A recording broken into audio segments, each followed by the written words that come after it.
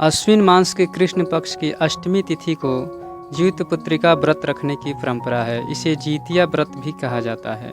इस दिन माताएं अपनी संतान की दीर्घायु, आरोग्य और सुखमय जीवन के लिए बिना आहार और निर्जल रहकर यह व्रत रखती हैं। ये पर्व 3 दिन तक मनाया जाता है।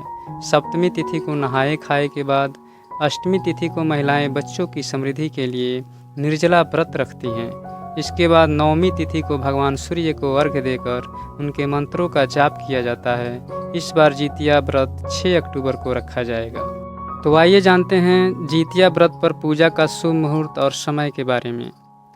अष्टमी तिथि 6 अक्टूबर को सुबह 6:34 से लेकर 7 अक्टूबर को सुबह 8:08 तक रहेगी। 6 अक्टूबर को अभिजीत मुहूर्त सुबह 11:46 से दोपहर 12:33 तक रहेगा। आप इस अबूझ मुहूर्त में पूजा कर सकते हैं। आइए जानते हैं जीतिया व्रत की पूजन विधि। जीतिया व्रत में पहले दिन महिलाएं सुबह सूर्योदय से पहले उठकर स्नान करें, फिर व्रत का संकल्प लें और पूजा शुरू करें। इसके बाद फल ग्रहण करें और उसके बाद पूरे दिन कुछ न खाएं। दूसरे दिन सुबह स्नान करने के बाद महिलाएं पहले पूजा पाठ करती हैं और फिर पूरा दिन निर्जला व्रत रखती हैं। इस व्रत का पारण छठ व्रत की तरह तीसरे दिन किया जाता है। पारण से पहले महिलाएं सूर्य को अर्घ्य देती हैं, जिसके बाद ही वह कुछ खाना खा सकती है। इस व्रत के तीसरे दिन झोर भात, मरुआ की रोटी और नोनी का साग खाया जाता है। अष्टमी के दिन प्रदोष काल में महिलाएं जीमूत वाहन की पूजा करती हैं। पूजा के बाद जीवित पुत्रिका व्रत की कथा सुनी जाती है। आइए जानते हैं जीतिया व्रत कैसे शुरू हुआ। महाभारत युद्ध में पिता की मौत से नाराज अश्वत्थामा ने 5 लोगों को पांडव समझकर मार डाला था। कहते हैं कि सभी द्रौपदी के 5 संतानें थीं। अर्जुन ने अश्वत्थामा को बंदी बनाकर उसकी दिव्य मणि छीन ली। क्रोध में आकर अश्वत्थामा ने अभिमन्यु की पत्नी के गर्भ में पल रहे बच्चे को मार डाला।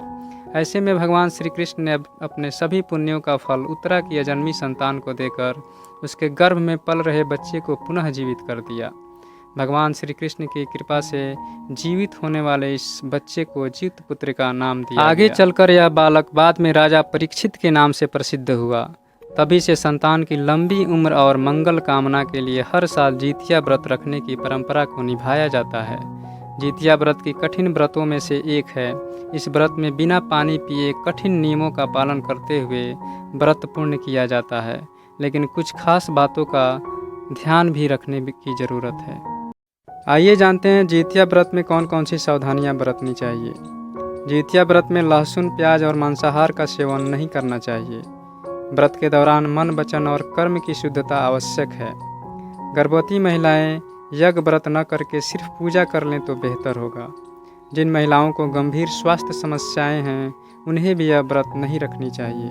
हमें आशा है आप लोगों को यह जानकारी अच्छी लगी होगी। अगर जानकारी अच्छी लगी हो तो प्लीज़ चैनल को सब्सक्राइब ज़रूर करें। धन्यवाद।